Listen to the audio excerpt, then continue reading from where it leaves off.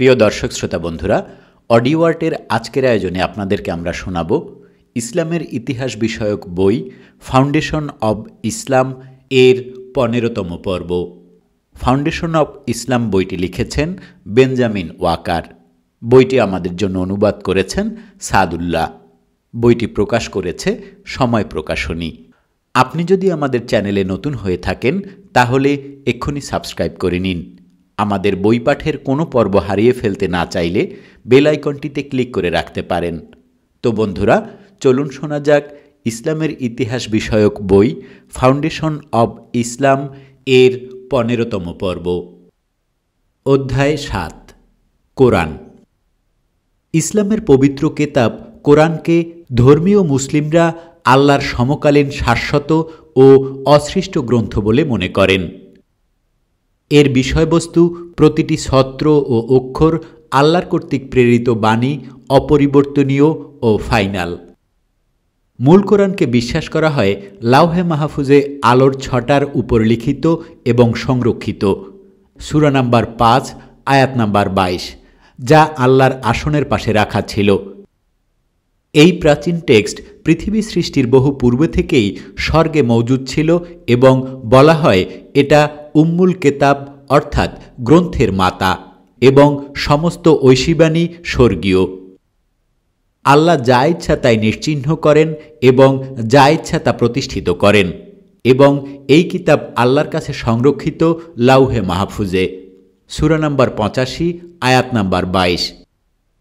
আল্লাহর অনুগ্রহে এই গ্রন্থের অংশবিশেষ খণ্ড খণ্ড আকারে প্রফেট মুহাম্মদের কাছে ২৩ বছর ধরে প্রেরিত হয়েছে।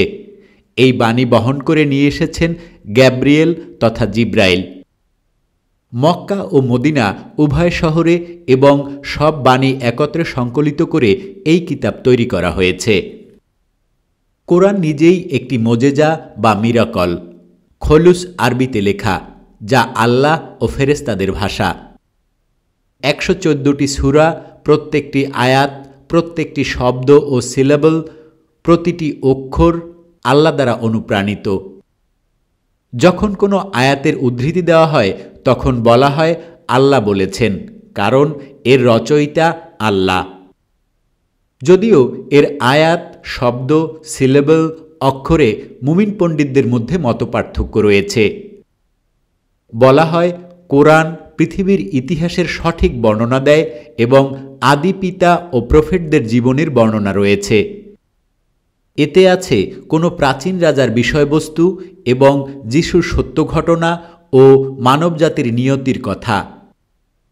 বলা হয়েছে যার সম্বন্ধে ইহুদি ও খ্রিস্টান ধর্মগ্রন্থে অসম্পূর্ণ বাণীর বিধান পাওয়া যায়। এটা বিশ্বলোকের জ্ঞানের বিশ্বকোষ। সত্যি অনেকে বলে থাকে মানবজ্ঞানের সব দিক, এমনকি বিজ্ঞান ও প্রযুক্তির এবং দক্ষতার সকল উৎস এই কোরআনে বলা আছে এবং এই গ্রন্থের রহস্যময়তা সম্বন্ধে যাদের অন্তর্জ্ঞান আছে তারা রহস্যময় জগতের সকল কিছু জানতে পারবে। কোরআন অপরিবর্তনীয়, একে বদলানো যায় না কিংবা সংশোধনও করা যায় না।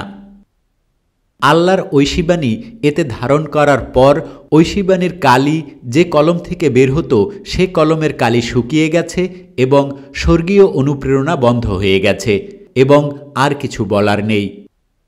এতে আর কিছু যোগ করারও নেই, বাদ দেয়ারও নেই। পৃথিবীর মানুষের নরনারীর প্রতি পদক্ষেপ, যা কিছু প্রয়োজন তার সব গাইডেন্স এই গ্রন্থে পাওয়া যায়। এই গ্রন্থ শুধু ধর্মীয় নয়, সামাজিক, সাংস্কৃতিক, বাণিজ্যিক, আনুষ্ঠানিক, সামরিক আইন, দেওয়ানি ও ফৌজদারি এবং প্রশাসনিক মুসলিমদের জীবনযাত্রার যাবতীয় পথনির্দেশ পাওয়া যাবে। জিবরিল ফেরেশতা। প্রফেট মুহাম্মদের কাছে যত বাণী আল্লাহ প্রেরণ করেছিলেন তার মধ্যে ছিল জিবরিল ফেরেশতা। সূরা তাকবীরে ১৯ নম্বর আয়াতে জিবরিলকে বলা হয়েছে সম্মানিত বার্তাবাহক, কারণ ইনি আল্লাহর বাণী মুহাম্মদের কাছে পৌঁছে দিয়েছেন। এই দাবি জোর দিয়ে প্রমাণ করে যে কোরআনে কোনো ব্যক্তিগত চরিত্র নেই এবং এই ভাষ্যই মুহাম্মদের মক্কাবাসীদের অভিযোগ খণ্ডন করে, কারণ মক্কার বিরুদ্ধবাদীরা অপবাদ দিয়েছিল এই বলে যে কোরআনের সব কথাই প্রফেট মুহাম্মদের নিজের আবিষ্কার। কোরআনে জিবরিল ফেরেশতা সম্বন্ধে কোনো উল্লেখ নেই যতক্ষণ না মদিনাকাল আরম্ভ হল হিজরতের পরে, এবং তারপর তার নাম মাত্র 2 বার উল্লেখিত হয়েছে। সেই দেবদূতের যার মাধ্যমে কোরআন অবতীর্ণ, সূরা নাম্বার 2 আয়াত নাম্বার 91, এবং একজন সাহায্যকারী হিসেবে, সূরা নাম্বার 66 আয়াত নাম্বার 4। অন্যান্য আয়াতে তার উল্লেখ আছে, তবে নাম ধরে নয়।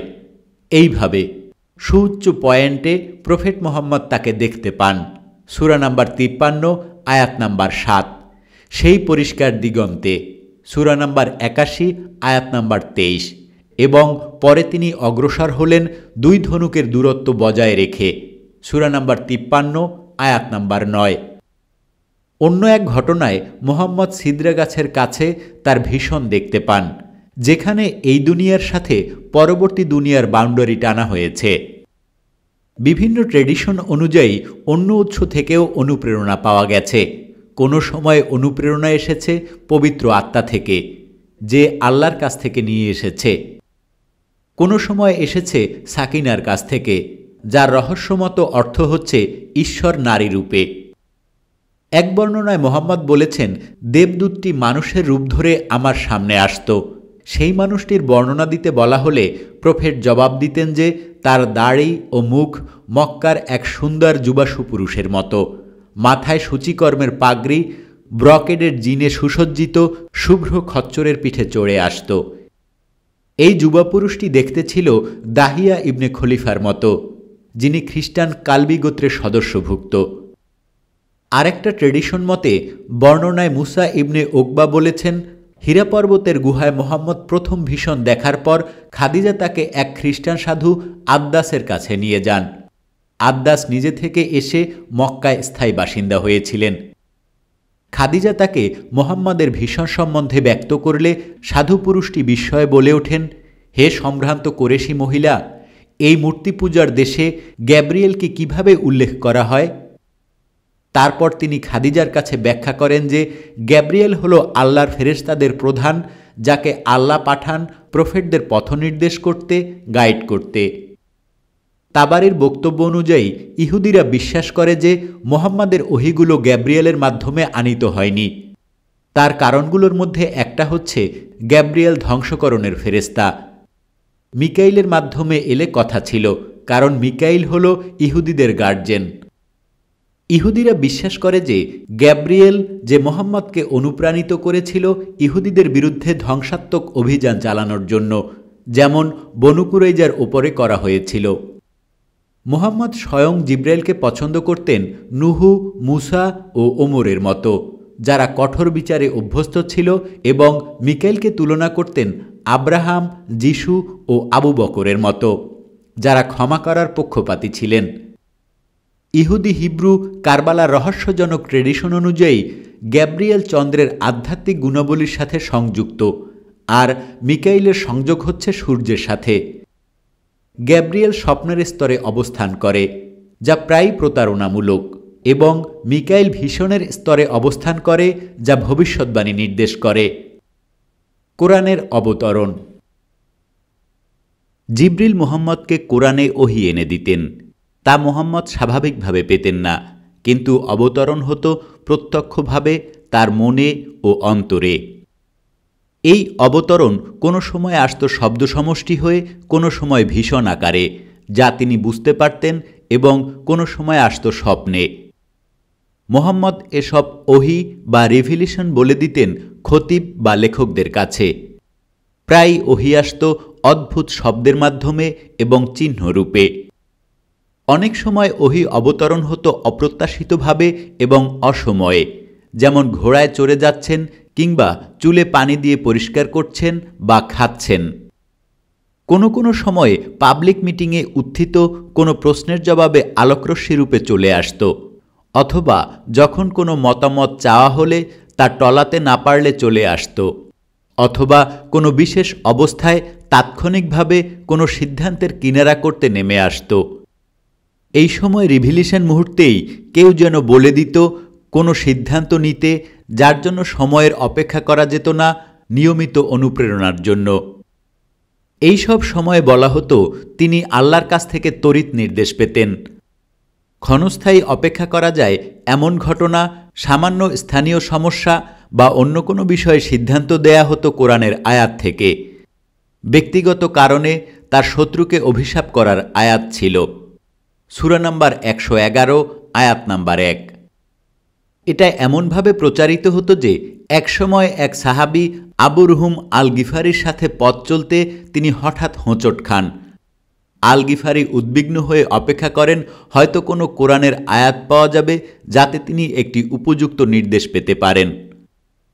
কিছু রিভিলেশন পেয়েছেন শত্রুদের আক্রমণে উত্তেজিত হয়ে, এবং কিছু পেয়েছেন তার আচরণ সম্বন্ধে উত্থাপিত আপত্তিগুলোকে খণ্ডন করতে। কিছু এসেছে কোনো রাজনৈতিক বা সামাজিক দাবি মেটানোর কারণে, কিছু এসেছে তাকে তার শপথ থেকে মুক্তি দিতে। সূরা নাম্বার 47, আয়াত নাম্বার 4। অনেক আয়াত এসেছে যুদ্ধ ও অভিযান করার প্রচারপত্র হিসেবে, অথবা ওই দিন সেনাবাহিনীকে কি নির্দেশ দেওয়া হবে সে সম্বন্ধে, অথবা কোনো গোত্রপ্রধানের সাথে চুক্তি করার ব্যাপারে, কিংবা অভিযান শেষে মালে গনিমত বিতরণ সম্বন্ধে। সূরা নাম্বার 8, আয়াত নাম্বার 42। কতগুলো আয়াত এসেছে প্রফেটের স্ত্রীদের সম্বন্ধে, তাদের পারিবারিক কলহ ও দাবি সম্বন্ধে। প্রফেটের এই প্রবণতা বিশেষ করে মদিনায়, অর্থাৎ রিভিলেশন পাওয়ার প্রয়োজনীয়তাকে বাড়িয়ে দিয়েছিল তার মতামতকে সমর্থন যোগাতে, যাতে তিনি পারিবারিক কলহকন্দলের অশান্ত অবস্থাকে শান্ত করতে পারেন। আর এই মর্মে কিছু কোরআনিক আয়াত এমন অসামঞ্জস্যপূর্ণ ছিল যা বিরূপ মতামতের হাত থেকে রেহাই পায়নি। এটা মনে করা হয়েছিল যে প্রফেট তার প্রতিপক্ষকে যখন শান্ত করতে পারেননি, তখন বারবার তিনি রিভিলেশন কামনা করেছেন, অথবা স্ত্রীদের নিয়ন্ত্রিত করার জন্য, অথবা আল্লাহর অনুপ্রাণিত কোনো বাণীর বিপরীতে সংঘটিত এমন অবস্থা থেকে নিজের পজিশনকে স্বচ্ছ করে তোলার কারণে তিনি বারে বারে আল্লাহর সাহায্য প্রার্থী হয়েছেন। ওহী লেখকগণ বা কাতিব। প্রফেট মুহাম্মদ যখন তার মিশন শুরু করেন, তখন মক্কার অভিজাত সম্প্রদায় কুরেশ গোত্রের মধ্যে মাত্র 17 জন ছিলেন যারা লিখতে পারতেন। হিসাবরক্ষক ও কেরানি হিসেবে বেশিরভাগ ইহুদি, খ্রিস্টান বা আবিসিনিয়ানদের মক্কার ধনী মার্চেন্টরা নিয়োগ করত। মুহাম্মাদের প্রাথমিক দিনগুলোতে মদিনায় লেখকের সংখ্যা মক্কার মতোই ছিল। তাই প্রফেট মুহাম্মদ শিক্ষিত দরিদ্র যুদ্ধবন্দীদের মুক্তি দিতেন এই শর্তে যে তারা তার অনুসারীদের লেখাপড়া শেখাবে। শুধু লেখকদের সংখ্যা কম ছিল না, লেখার সরঞ্জামও ছিল বিরল, হঠাৎ পাওয়া যেত না। এটা প্রত্যয় করে বলা যাবে না মক্কাতে অবতারিত প্রথম ওহীগুলো কারা লিখে রেখেছিল। তাতে পরিষ্কারভাবে বোঝা যায় যে প্রথম দিকে অবতারিত মূল ওহীর কিছু অংশ হারিয়ে গেছে। মুহাম্মদের ওহী লেখকদের রাব্বিদের মতো দেখতে লাগত, যারা প্রাচীন চারণ কবিদের কবিতা নকলকারীদের মতো। প্রফেটের প্রথম ওহী লেখকেরা ছিল খ্রিস্টান বা খ্রিস্ট ধর্মের লোক। তারা ছিল তার স্ত্রী খাদিজা, বৃদ্ধ জ্ঞানী ব্যক্তি ওয়ারাকা এবং মুহাম্মদের পালিত পুত্র জায়েদ ইবনে হারিথ। অন্যরা ছিলেন প্রফেটের অতি কাছের লোক, যেমন আবু বকর ও আলী। তার স্ত্রীদের মধ্যে ছিলেন, জানা যায় যে খাদিজা ছাড়া আয়েশা, উম্মে সালমা এরা পড়তে পারতেন, এবং হাফসা ও উম্মে কুলসুম এরা পড়তে ও লিখতে পারতেন। কিন্তু হাফসা ও উম্মে কুলসুম প্রফেটের ডিকটেশন লিখে রেখেছিলেন কিনা জানা যায়নি। সময়ক্ষেপণের সাথে সাথে অনেকেই ওহী লিখে রাখতে শুরু করেন। এদের মধ্যে ছিলেন জায়েদ ইবনে থাবিত, যিনি কোরআন সংকলনও করেছেন। ওসমান তৃতীয় খলিফা, আবদুল্লাহ ইবনে সাদ ওসমানের সৎ ভাই, ওবেই ইবনে কাব, মারিয়া ওসমানের কাজিন, এবং একজন ইহুদি লেখক, ও মুহাম্মাদের মৃত্যুকাল পর্যন্ত 40 জনের বেশি ওহী লেখক নিয়োগ করা হয়েছিল। মুতাজিলি ও আরব সমালোচকগণ কিছু প্রশ্ন উত্থাপন করেন, যেমন 1. ওহী কেমন করে আসত এবং কেমনভাবে গ্রহণ করা হতো?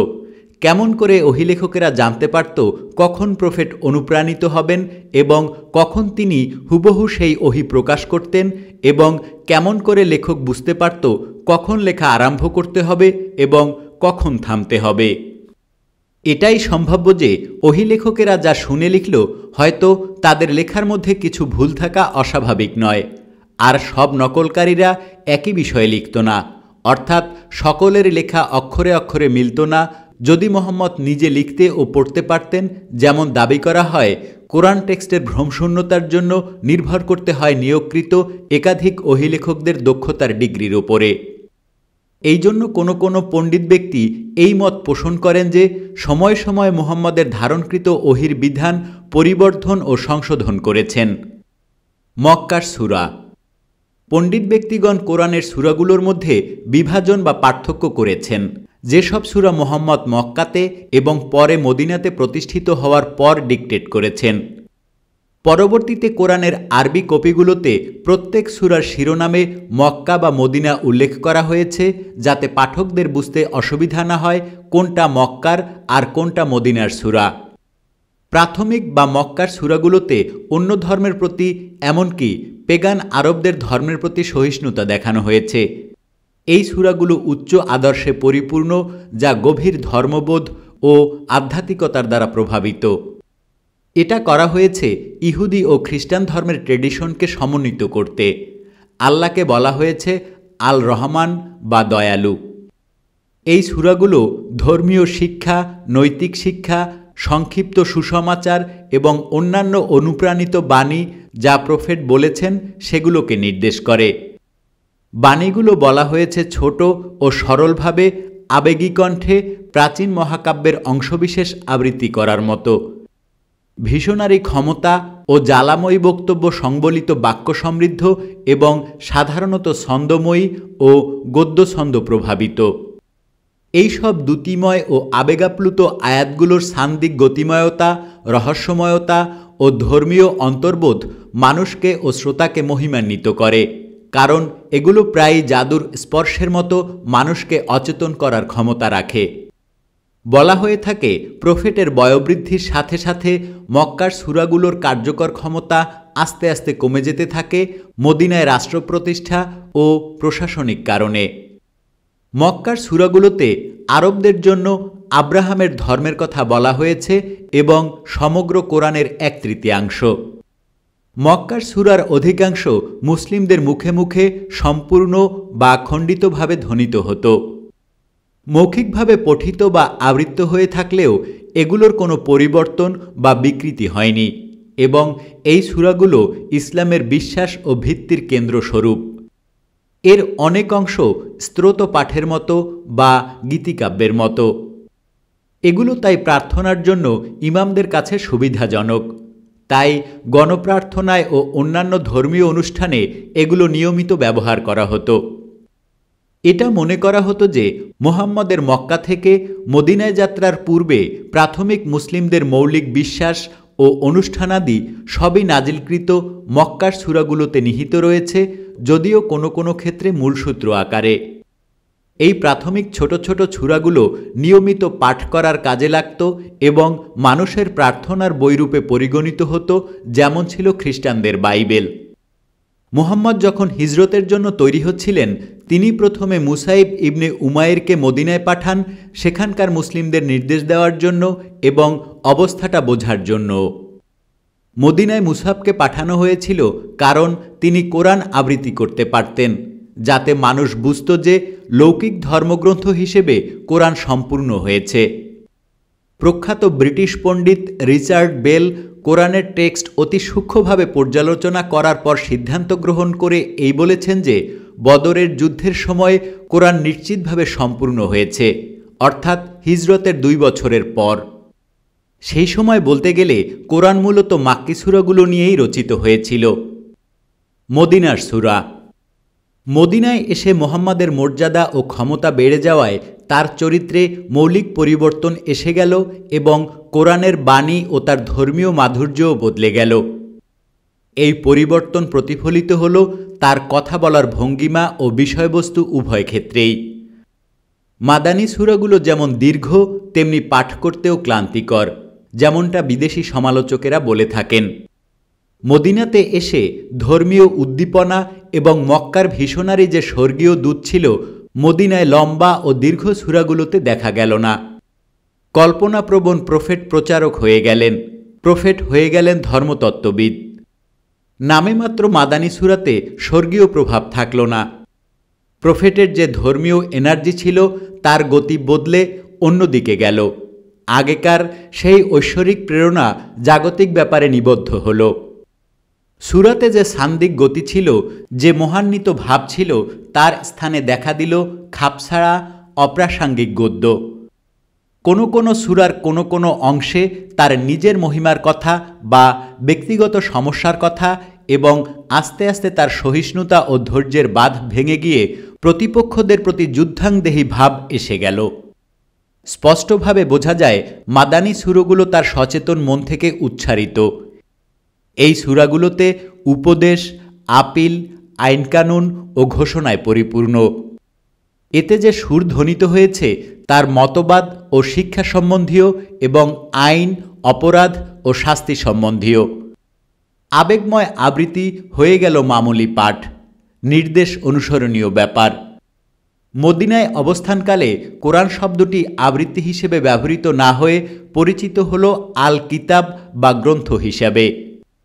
জনগণের কাছে মাক্কি সূরা মাদানী সূরার চাইতে বেশি পরিচিত ছিল এবং গণপ্রার্থনায় মাক্কি সূরার ব্যবহার ছিল।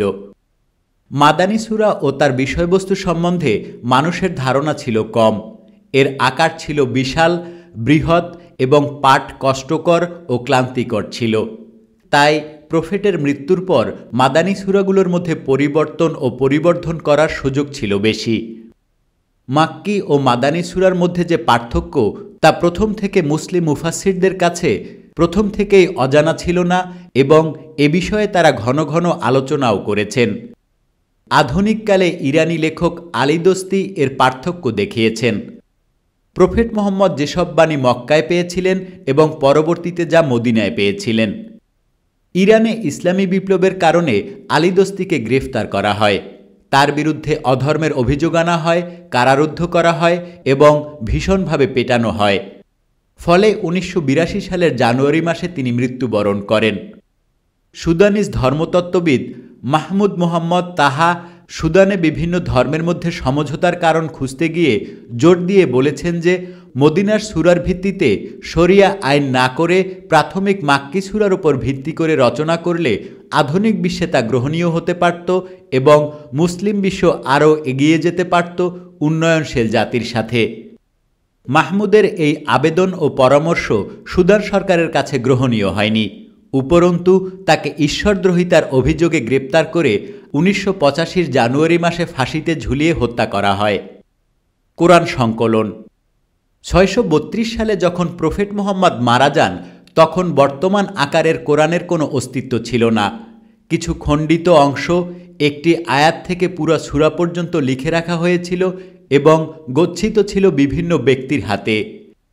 এর বেশিরভাগ অংশই মুখস্থ রেখেছিল সাহাবীরা, নিকটাত্মীয়রা, কারি ও হাফেজরা।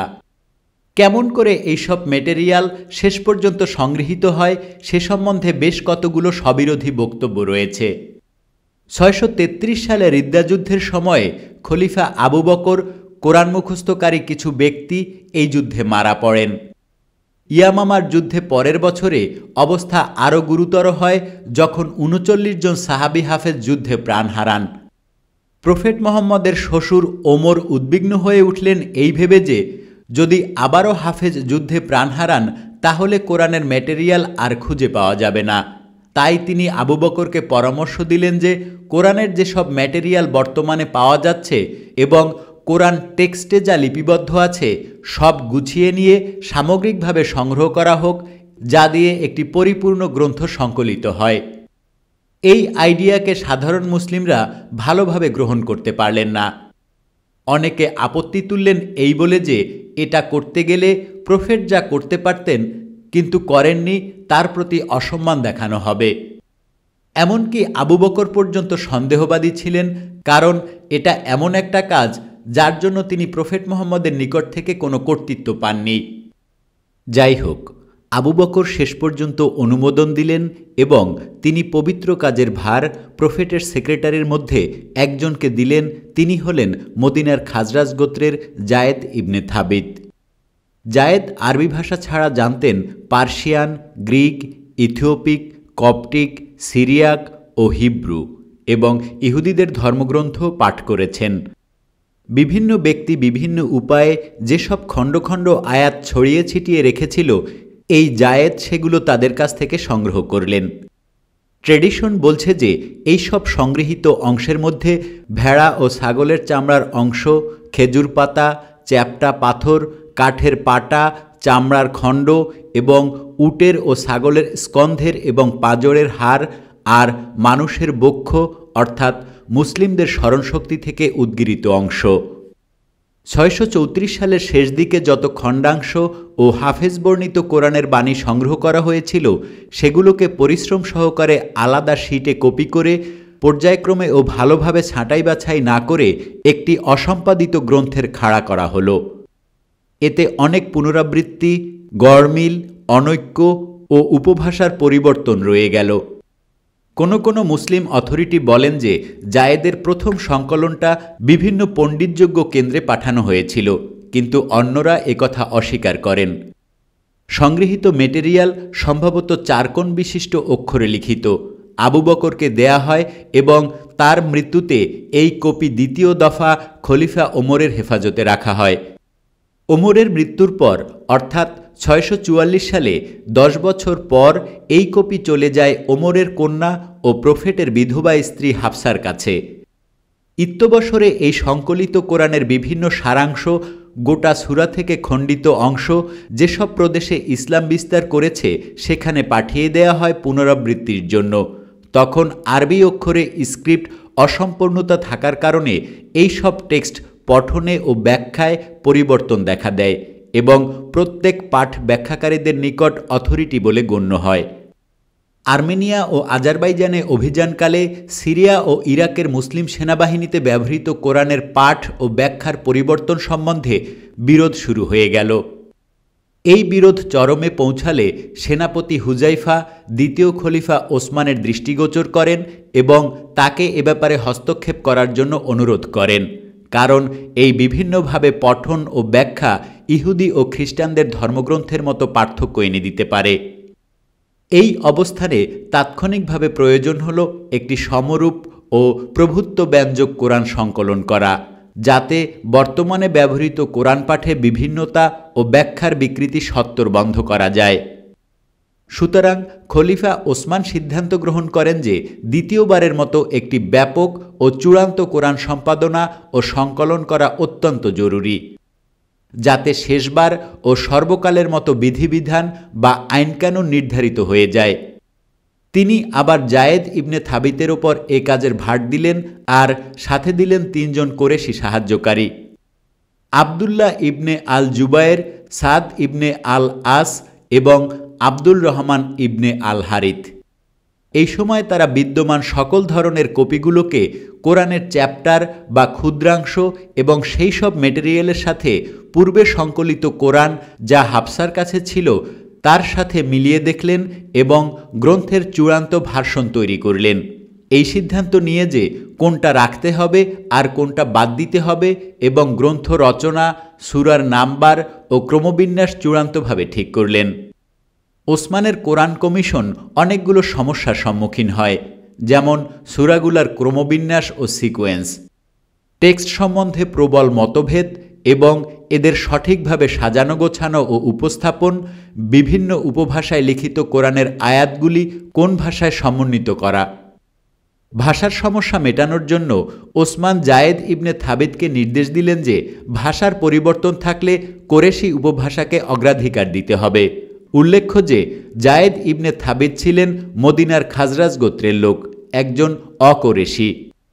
যেহেতু কোরআনের অধিকাংশ অংশকে ছোট ছোট প্যাসেজে দিয়ে ডিকটেট করা হয়েছে, বর্তমান আকারে ও আলাদা সেকশন ও চ্যাপ্টারে নয়, সেহেতু বিষয়বস্তু বিন্যাসে যে সমস্যা, সে সমস্যা সমাধানের জন্য কোনো প্রামাণ্য দলিল বা পন্থা নেই। তাই কোরআন সংকলন কমিশন পুরো মেটেরিয়ালকে ঢেলে সাজিয়েছেন এবং অসংশ্লিষ্ট অংশগুলোকে যথাসম্ভব সূরাতে সন্নিবেশিত করেছেন। পুনরাবৃত্তি ও খাপছাড়া অংশগুলোকে এড়িয়ে যাবার জন্য সামান্যই প্রচেষ্টা করা হয়েছে। সূরার ক্রমপর্যায়কে সঠিকভাবে নির্ধারণ করা অসম্ভব চিন্তা। কমিশন সিদ্ধান্ত নিয়ে শুভ আরম্ভ করেছেন ফাতিহা সূরা দিয়ে, যে সূরাটি প্রার্থনার আকারে রচিত। বিশেষভাবে উল্লেখ্য যে বলেছেন ফ্রান্স বুহেল, কমিশনের সুস্পষ্ট মুসলিম চিন্তাধারার অভাব এবং ইহুদি খ্রিস্টানদের পরিভাষার উপস্থিতির জন্য এমনটি ঘটতে পারে। তারপর অতি দীর্ঘ সূরাগুলো উপস্থাপিত করা হয় প্রথমেই, তারপর সাজানো হয় আকারে কম বা দীর্ঘ বা ছোট সূরাগুলোকে। এই বিন্যাস মূলত রিভিলিশনের ধারাবাহিকতাকে উল্টে সাজানো হয়েছে, কারণ সাধারণভাবে ছোট সূরাগুলো মক্কাতে অবতরণ করেছিল, মদিনার দীর্ঘ সূরাগুলোর আগে। এই ক্রমবিন্যাসের ফলে অনেক আয়াত তার মূল অবস্থান থেকে সরে গেছে, কিংবা ছিটকে পড়া খণ্ডিত আয়াতগুলো যার জন্য কোনো উপযুক্ত স্থান পাওয়া যায়নি, সেগুলোকে যেখানে সেখানে উপস্থাপিত করা হয়েছে। কিন্তু বিষয়বস্তুর সংশ্লিষ্টতা না থাকা সত্ত্বেও উদ্দেশ্যবিহীনভাবে একসাথে জুড়ে দেওয়া হয়েছে। কোনো কোনো স্থানে মক্কার আয়াত ও মদিনার আয়াত একসাথে উপস্থাপন করা হয়েছে, যদিও সেসব আয়াত বিভিন্ন সময়ে ডিকটেট করা হয়েছে। দীর্ঘ সূরার মধ্যে বেশিরভাগ সূরার, যেমন তৃতীয় সূরার সংগৃহীত প্যাসেজগুলো বিভিন্ন সময়ের সাথে জড়িত, এমনকি ছোট সূরাগুলো সময় সময় দুই বা ততোধিক ভিন্ন অংশে গঠিত। এটা জানা যায়নি কে বা কারা এই সূরাগুলোর নাম দিয়েছেন ও বিন্যস্ত করেছেন। বলা হয় যে প্রফেট নিজেই সূরাগুলোর টাইটেল দিয়েছেন, কিন্তু এদের বেশিরভাগ প্রফেটের মৃত্যুর প্রায় ২৫ বছর ধরে রচনাগুলো জড়ো করে মিলানো হয়নি। এটা যুক্তিযুক্ত বলে ধরা যায় না। এটা বলা হয় যে কয়েকটার নাম অন্তত দিয়ে থাকতে পারেন, কিন্তু তাও নির্ধারণ করা সম্ভব নয়। নাম দেওয়ার জন্য কোনো নিয়ম বা পদ্ধতিও ছিল না। সংকলকগণ সূরার নাম দিয়েছেন টেক্সটের মধ্যে কিছু মুখ্য শব্দ বেছে নিয়ে, অথবা কোনো বিশেষ শব্দকে ধরে, যা দিয়ে এটা শনাক্ত করা সম্ভব। কোনো কোনো ক্ষেত্রে একটি সূরা জানা যেত দুই টাইটেল দ্বারা, পরে অবশ্য এটিকে বাদ দেওয়া হয়। কমিশন যখন সংকলনের কাজ শেষ করেন, তখন হাফসার মূল সংকলনটি তাকে ফেরত দেওয়া হয়। বাকি যেসব কপি ছিল, টুকরো টুকরো, খণ্ডিত, স্ববিরোধী বাণী ইত্যাদি সব জ্বালিয়ে দেওয়া হয়। অনেক মুসলিম সেই সময়ে এই খুচরো পাতা ও লিখিত বস্তু, যা অতি যত্ন সহকারে আল্লাহর ওহী বিচার করে লিখে রাখা হয়েছিল, এইভাবে জ্বালিয়ে দেওয়াকে জঘন্য কর্ম বলে মনে করেছিল। কোরআনে একটি সমরূপ ও প্রভুত্বব্যঞ্জক একটি টেক্সট প্রথম নির্ধারণ করা হল ৬৫৫ সালে। হাফসার মৃত্যুর পর ৬৭০ খ্রিস্টাব্দে মদিনার গভর্নর মারওয়ান ইবনে হাকাম, যিনি খলিফা ওসমানের সেক্রেটারি ছিলেন এবং পরে প্রথম মারওয়ান নাম ধারণ করে খলিফা হন, হাফসার হেফাজতে যত সংকলন সম্বন্ধীয় যেসব ম্যাটেরিয়াল ছিল সব সংগ্রহ করে ধ্বংস করে দেন, যাতে আর কোনো প্রমাণ বা সাক্ষ্য না থাকে ওসমানী কমিশনের সংকলনের বিপক্ষে কোনো আপত্তি বা প্রতিবাদ কেউ না করতে পারে। বলা প্রয়োজন যে মূল সংকলনের সমালোচনামূলক সংশোধন আরও পরে করা হয়। এই নতুনভাবে সংকলিত মাস্টার টেক্সটের অনেকগুলো কপি করা হয় এবং ইসলামের প্রধান প্রধান কেন্দ্রে বিতরণ করা হয়। এক কপি মদিনায় রেখে অন্যগুলো কুফা, বসরা, দামেস্ক এবং সম্ভবত মক্কায়ও পাঠিয়ে দেওয়া হয়। মূল বই থেকে কপি যারা করেছিল তাদের ভুলের জন্য সামান্য পার্থক্য দেখা দেয় অফিসিয়াল কপিগুলোতে। ভুল ছিল সাধারণত বানানে, উপভাষায় এবং সূরা ও আয়াত বিভাজনে। ওসমানের সংকলন কোরআনের একমাত্র সংকলিত গ্রন্থ ছিল না। প্রাথমিক সময় থেকে মুসলিম কাতিবরা যতদূর সম্ভব মুহাম্মাদের বাণী লিখে রাখতেন এবং তাদের ব্যক্তিগত সংকলন হিসাবে ওই পবিত্র আয়াতগুলো ধরে রাখতেন। পণ্ডিত ব্যক্তিরা এই ধরনের সংকলনের একজনের বেশি লিস্ট তৈরি করেন। তার মধ্যে একটি লিস্ট তৈরি করেন আবু দাউদ, যা এখনও মজুদ আছে। এইসব ওসমান পূর্ব সংকলনে ওসমানের স্ট্যান্ডার্ড সংকলন থেকে ব্যাপক পার্থক্য পরিলক্ষিত হয়। কোনোটাতে পার্থক্য আছে অনুশাসন সম্বন্ধীয় ব্যাপারে, অন্যগুলোতে শব্দের ব্যবহারে, কমা ও ছেদ ইত্যাদিতে। আর আছে স্বরবর্ণ ও ব্যঞ্জনবর্ণে, সূরার পর্যায়ক্রমের ব্যাপারে এবং কোনো ক্ষেত্রে কোনো সূরার চ্যাপ্টারই বাদ দেয়া ও কোরআনে ছিল না এমন কয়েক চ্যাপ্টারের সংযোজন করা। বন্ধুরা, আজকে তাহলে এখানেই শেষ করছি। কথা হবে পরবর্তী পর্বে। আমাদের প্রকৃতি আজ বিপন্নপ্রায়। গাছ কেটে বন উজাড় করে আমরা নিজেরাই ধ্বংস করছি আমাদের এই আবাসভূমি, এই সুন্দর পৃথিবীকে। প্রতিনিয়ত অনিয়ন্ত্রিত প্লাস্টিকের ব্যবহার ধ্বংস করে দিচ্ছে আমাদের সমুদ্র, নদী এবং ভূগর্ভ। আসুন আমরা প্লাস্টিক ব্যবহারে সাবধান হই, নিতান্ত প্রয়োজন ছাড়া আমরা গাছ না কাটি এবং যদি কখনো একটি গাছ কাটতে হয় তার বিনিময়ে আমরা যেন 3টি গাছ রোপণ করি। যত্রতত্র ময়লা আবর্জনা না ফেলি, আমাদের পৃথিবীকে আমরাই রক্ষা করি। সবাই ভালো থাকবেন, সুস্থ থাকবেন। আজকের মতো শুভ বিদায়।